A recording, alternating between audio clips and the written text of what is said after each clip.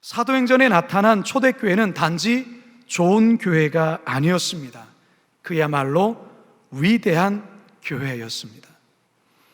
기독교 2000년 역사 속의 모든 교회가 본받아야 될 롤 모델의 교회입니다. 그래서 수많은 종교 개혁자들이 외쳤던 외침 중에 하나가 바로 초대교회로 돌아가자였습니다. 초대교회로 돌아가자. 오늘날의 교회도 마찬가지입니다. 하나님은 오늘날의 교회가 그저 좋은 교회만 머물기를 원치 않습니다. 위대한 교회로 나아가기를 원합니다. 그렇다면 어떻게 해야 좋은 교회를 넘어 위대한 교회로, 좋은 성도를 넘어 위대한 성도가 될 수 있는지 오늘 본문 속에서 살아계신 하나님의 음성을 우리 다 같이 듣게 되길 주님의 이름으로 축원합니다. 한번 따라 하시겠습니다. 기사와 표적이 나타나는 교회. 기사와 표적이 나타나는 교회. 예루살렘 교회는 사도들을 통해 초자연적인 역사가 많이 나타났습니다. 오늘 본문 43절입니다. 시작. 사람마다 두려워하는데 사도들로 말미암아 기사와 표적이 많이 나타나니. 자, 이러한 기사와 표적이 병든 자들에게는 치유의 역사로, 악한 영에 사로잡혀 고통받는 자들에게는 자유케 되는 역사로 나타났습니다. 심지어 베드로 사도가 지날 때에 그의 그림자가 병든 자를 잠시 덮기만 해도 병이 낫는 그런 역사가 나타났습니다. 5장 15절에서 16절을 함께 읽습니다. 시작. 심지어 병든 사람을 메고 거리에 나가 침대와 요 위에 누이고 베드로가 지날 때에 혹 그의 그림자라도 누구에게 덮일까 바라고 예루살렘 부근의 수많은 사람들도 모여 병든 사람과 더러운 귀신에게 괴로움을 받는 사람을 데리고 와서 다 나음을 얻으니라. 할렐루야. 바로 이것이 예루살렘 초대교회가 좋은 교회를 넘어 위대한 교회라는 증거입니다. 자, 그런데 여러분, 이 본문 43절을 자세히 들여다보면 이 같은 초자연적 기적도 기적이지만 이 기적으로 인해 세상 사람들이 교회를 바라보는 시선이 우리를 놀라게 합니다. 43절을 다시 한번 읽어봅니다. 시작. 사람마다 두려워하는데 사도들로 말미암아 기사와 표적이 많이 나타나니. 자, 여기서 사람마다, 이 사람들이 과연 구체적으로 어떤 사람들일까? 이 사람들은 믿지 않은 사람들을 가리킵니다. 즉 불신자들입니다. 그리고 두려워하는데 이 두려움이란 이 공포심에서의 두려움이라기보다는 경외심, 존경심에서 비롯된 두려움을 의미합니다. 다시 말해서 사도들을 통해 교회 가운데 나타난 이 기사와 표적으로 믿지 않은 불신자들 마음속에 교회에 대한 경외심과 존경심이 나타날 뿐만 아니라 그 마음이 하나님에 대한 두려운 마음을 갖게 했다, 그 말이에요. 성도 여러분, 세상 어디에서도 경험할 수 없는 일을 교회를 통해, 또한 성도들의 삶을 통해 불신자들이 보게 될 때 그들은 하나님을 두려워하게 됩니다. 자, 그런데 여러분, 오늘날 세상 사람들이 교회와 성도들을 보며 존경심과 경외심에 하나님을 향한 두려움을 느끼고 있을까요? 여러분 어떻게 생각하십니까? 오히려 그 반대일 때가 더 많지 않습니까? 때론 교회를 우습게 여기기도 하고 더 나아가 하나님까지 우습게 여길 때가 있어요. 교회를 향한 이런 반응에 사실 목회자로서, 때로는 성도로서 화가 날 때가 있죠. 하지만 우리 자신과 우리들의 교회를 돌아볼 필요가 있습니다. 왜 세상이 그렇게 반응하는지에 대해서 말이죠. 세상 사람들은 적어도 교회가 정직해야 된다고 생각하고 성도들, 목회자들 또한도 그래야 된다라고 생각하며 기대합니다. 적어도 교회는 윤리, 도덕적으로 세상보다는 나아야 된다라고 생각을 해요. 그런데 세상보다 못한 모습을 교회가 보일 때 세상 사람들은 교회에 대한, 성도들에 대한, 목회자들에 대한 기대가 실망으로 바뀌면서 날카로운 비난의 화살을 쏘아대는 것입니다. 끊이지 않은 목회자의 성추행 사건이나 세상 정치에서나 볼 법한 일들이 교단 정치나 교회 정치에서 고스란히 드러나는 모습에, 그리고 이권 다툼이나 횡령 사건에 교회가 연루되고 목회자가, 중직자들이 연루된 모습에 세상은 교회를 우습게 여기게 되는 것입니다. 물론 훌륭한 교회들, 좋은 교회들 많습니다. 사실 이런 교회들은 잘 드러나지 않지요. 어려운 지역에 들어가 이웃들을 끊임없이 보살피고 돌아보고 소외되고 아픈 자들에게 온 삶을 헌신하며 착한 일을 하는 감춰진 교회들 많습니다. 그런데 여러분, 오늘날 이 땅의 교회들이 좋은 교회를 넘어 위대한 교회의 모습을 보여야 합니다. 세상에서 감히 볼 수 없는 그런 초자연적인 역사가 교회를 통해, 그리고 성도들의 삶을 통해 나타나야 합니다. 병든 자들이 나음을 입고 악한 영에 사로잡힌 자들이 노임을 받는 그런 역사들이 교회 가운데 나타나야 합니다. 세상에서 더는 소망이 없다고 결론난 자들이 교회에 나왔을 때에 그들이 새 생명을 얻는, 그래서 기적이 상식이 되는 교회, 그런 교회가 있어야 된다, 그 말이에요. 그래야 할 때 세상은 교회를 우습게 여기지 않습니다. 하나님을 두려워하게 될 것입니다. 어느 한 노인이 지나가는 대학생들에게 전도를 하고 있었습니다. 대부분의 학생들은 노인을 피해 지나가고 있었는데 한 학생이 이 노인에게 말을 겁니다. 어르신, 아직도 예수가 물을 포도주로 변화시켰다는 말도 안 되는 기적을 믿으십니까? 학생의 물음에 노인이 대답을 합니다. 학생이 원한다면 예수가 물을 포도주로 바꿀 뿐만 아니라 포도주를 물로 변화시키는 기적을 행하신다는 사실을 당장에도 보여줄 수 있네. 그러면 한번 그럼 보여주세요. 그러자 노인은 다시 대답을 합니다. 학생, 학교 건너편에 있는 마을에 가서 혹시 집시 스미스를 알고 있느냐고 물어보게. 아마 마을 사람들은 고개를 흔들며 악명 높은 알코올 중독자였다는 것을 자네에게 말해줄 걸세. 단 하루도, 아니 단 한 시간도 술을 마시지 않고는 인생을 살아갈 수 없는 그런 사람이었다네. 그런데 그가 지금은 술 한 모금도 마시지 않고 물만 마시면서도 감사함으로 인생을 기쁘게 살아가고 있다네. 그 사람이 바로 자네 앞에 있는 나일세. 예수께서 기적을 행하신 것이지. 그분은 지금도 물을 포도주로 변화시킬 뿐만 아니라 포도주를 물로 변화시키신다네. 이 이야기는 영국의 유명한 부흥사였던 집시 스미스 목사님에 관한 일화입니다. 나를 보면 하나님이 살아있다라는 그 기적을 알게 될 것일세. 나를 보면. 우리 교회 모토 가운데 하나가 하나님의 기적이 상식이 되는 교회라는 모토가 있습니다.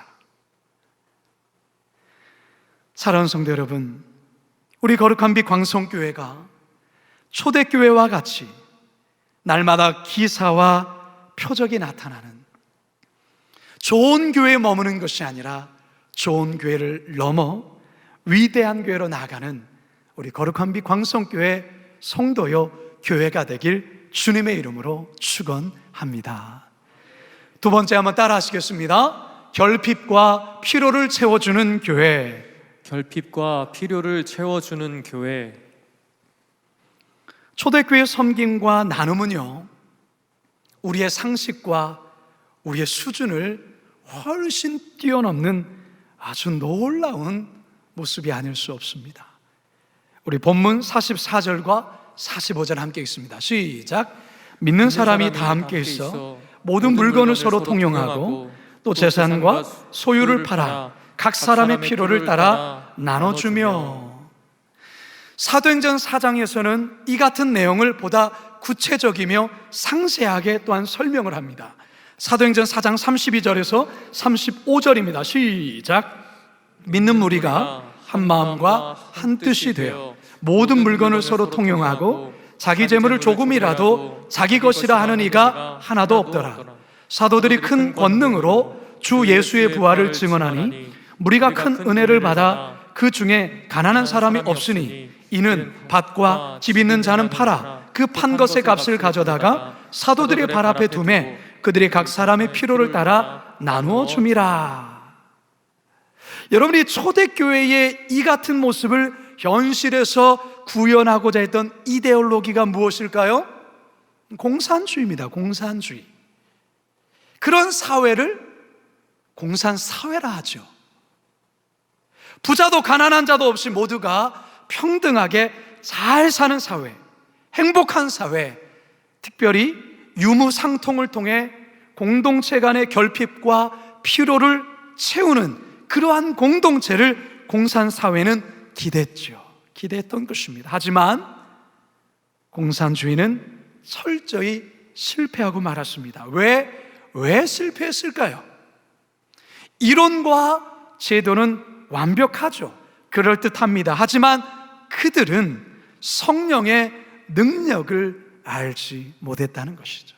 성령의 능력을 간과했어요. 은혜의 감격에 대한 자발적 헌신을 알지 못했어요. 또 한 가지 그들이 간과하고 알지 못했던 것이 있습니다. 인간의 죄성, 탐심, 탐욕, 욕심에 대해서 그들은 간과하였고 전혀 알지 못했던 것이죠. 따라서 그들의 공산주의, 공산사회는 실패할 수밖에 없는 것이죠. 초대교회 공동체는 자기 재물을 조금이라도 자기 것으로 여기지 않았어요. 성령의 감동과 하나님의 은혜에 대한 감격으로 억지로가 아니라 자발적인 나눔이 실천되었던 것이에요. 기쁨으로 자신의 소유했던 밭도 팔고 집도 팔고 그 값을 기꺼이 사도들 앞에 가져왔어요. 그것이 그들의 기쁨이었어요. 감격이었어요. 사도들은 필요에 따라 그것을 적절하게 분배함으로 공동체 안에 가난한 자가 없는 거예요. 가난한 자가 존재할 수 없죠. 여러분, 초대교회가 바로 이런 교회였어요. 그러니 초대교회는 단지 좋은 교회를 뛰어넘는 위대한 교회라는 것이죠. 이게 가능하게 된 이유가 어디에 있어요? 전적인 성령의 감동과 역사, 은혜에 대한 감격이 성도들의 심령마다 가득했기 때문에 가능했습니다. 성도 여러분, 영국의 대각성을 주도했던 요한 웨슬레는 이런 유명한 말을 남겼어요. 나는 주머니가 회개하지 않는 사람은 진정한 회개로 인정치 않는다. 무슨 말입니까? 회개한다고 하면서 물질에 관해서 여전히 회개하지 않는다면, 하나님 앞에서 정직하지 않는다면 그것은 진정한 회개가 아니라는 말이죠. 여러분은 어떻습니까? 초대교회가 좋은 교회를 넘어 위대한 교회인 이유가 바로 여기에 있는 것이죠. 자신의 재산과 물질과 소유를 기꺼이 내어놓음으로 공동체의 핍절과 필요를 그들 안에서 해결해 나갔던 것입니다. 이것만이 아닙니다. 초대교회는 정서적인 결핍과 필요, 영적인 결핍과 필요 또한 넉넉히 채웠던 공동체였습니다. 46절에서 47절 상반절입니다. 시작. 날마다 마음을 같이하여 성전에 모이기를 힘쓰고 집에서 떡을 떼며 기쁨과 순전한 마음으로 음식을 먹고 하나님을 찬미하며. 은혜를 체험하고 나면 나타나는 현상이 있어요. 믿음의 식구들과 자주자주 만나서 세상 이야기를 하기보단 은혜의 간증을 나누고 싶고 예수님의 이야기를 하고 싶고 성경 이야기를 하고 싶은 그런 충동이 일어나요. 그래서 목장 식구들을 집으로 초청해서 늦은 시간까지 대화를 하고 남녀 선교회 성도들을 초청해 음식을 나누며 함께 기쁨의 예배와 찬양을 하는 그런 시간을 가질 뿐만 아니라 그 시간이 세상 어떤 시간보다도 비교할 수 없는 기쁨의 시간이요, 행복한 시간이라는 것이죠. 세상의 그 어떤 모임과 비교도 할 수 없는 위로와 감격과 평안이 바로 그리스도인이 모이는 그 모임 속에서 경험하게 된다는 것이죠. 그러니까 그들 안에 정서적인 결핍과 영적인 결핍이 없는 것입니다. 사랑하는 성도 여러분, 여러분들에게는 이 초대교회 성도들과 같이 공동체로 인한 기쁨이 있습니까? 서로의 필요를 함께 채워주고 함께 체험을 받는 그런 감동이 우리 교회 공동체 속에, 여러분의 삶 가운데 있습니까? 있어야 합니다. 위대한 교회는 공동체의 그 필요와 어려움을 알 뿐만 아니라 그것을 함께 기꺼이 채워주는 교회이며 공동체입니다. 초대교회가 그랬습니다. 바라기는 우리 거룩한 빛 광성교회가 이 초대교회와 같이 서로의 결핍과 필요를 알 뿐만 아니라 그것을 채워줌으로 좋은 교회를 넘어 위대한 교회로 나아가는 우리 교회 성도들 다 되시길 주님의 이름으로 축원합니다. 마지막 세 번째 따라하겠습니다. 세상에서도 인정받는 교회. 세상에서도 인정받는 교회. 교회 존재 이유가 뭡니까? 교회가 존재하는 목적이 뭡니까? 복음 전도를 통해 영혼 구원하는 것 아닙니까?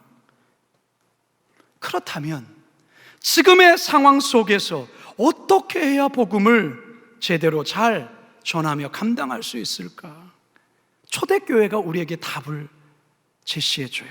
47절 하반절입니다. 시작.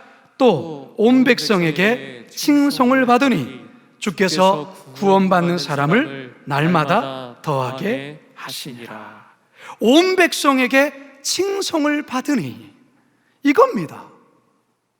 세상으로부터 인정을 받아야 되는 거예요. 신뢰를 회복해야 된다는 것이죠. 초대교회 성도는 인정 정도가 아니라 칭송을 받았다라고요.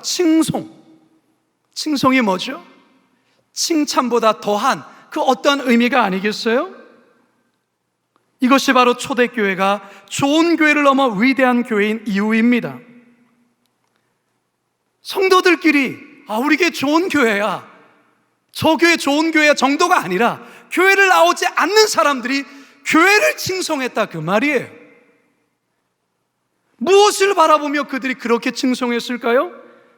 바로 초대교인들의 삶을 통해서 그들의 행실을 바라보면서 믿지 않은 자들조차도 교회를 인정하는, 그래서 교회가 인정받는 그러한 교회였다라는 것이죠. 어느 길거리에서 아주머니 둘이서 옥신각신 싸우고 있었어요. 지나가던 한 사람이 이들을 말리면서 이렇게 말하죠. 아이 그만들 싸워요. 길에서 여기가 뭐 교회인 줄 아세요? 참 속상하지 않나요? 속상하지 않으세요? 왜 교회가 세상으로부터 싸운다라는 이미지,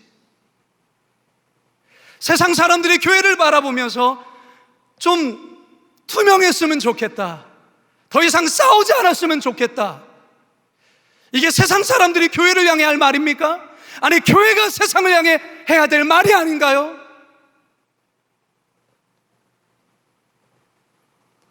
예수님께서 산상순을 통해서 다음과 같은 말씀을 하셨어요. 마태복음 5장 16절입니다. 시작. 이같이 너희 빛이 사람 앞에 비치게 하여 그들로 너희 착한 행실을 보고 하늘에 계신 너희 아버지께 영광을 돌리게 하라. 오늘날 교회가 세상으로부터 어떻게 인정받을 수 있을까? 착한 행실입니다. 그들이 착한 행실을 보고 하늘에 계신 너희 아버지께 영광을 돌리게 하라. 이 시대의 선한 사마리아인이 되어 인정받으라, 그 말이에요. 강도를 만나 피 흘리며 죽어가는 자를 외면하는 교회가 되어서는 안 되고, 그런 자들을 싸매어 주고 치료해주며 낫게 하라, 그 말이죠. 먹을 것이 없는 자들에게 먹을 것을 나눠주고, 방을 얻을 비용이 없는 자들에게 방세를 지원하고, 수술 비용이 없는 자들에게 수술비를 대주고, 돈이 없어 공부 못하는 학생들에게 장학금을 지원하고, 장애인들과 세터민들과 외국인들에게 힘을 닿는 대로 도와주고, 우리 교회가 이것 하기 위해서 해피월드 복지재단이 세워졌고, 천사가게가 세워졌고, 풍경과 올리브 카페와 해피뱅크를 운영하는 것 아니겠습니까? 매달마다 교육자들 통해서 국률 반찬을 배달하고, 사랑의 바자회를 통해 얻은 수익으로 장학금을 지원하고, 코로나 상황 속에 선한 사마리안 프로젝트를 통해 물질적 어려움을 겪고 있는 가정의 사업장을 어떻게든 도우려고 몸부림치고 있는 것 아니겠습니까? 왜요?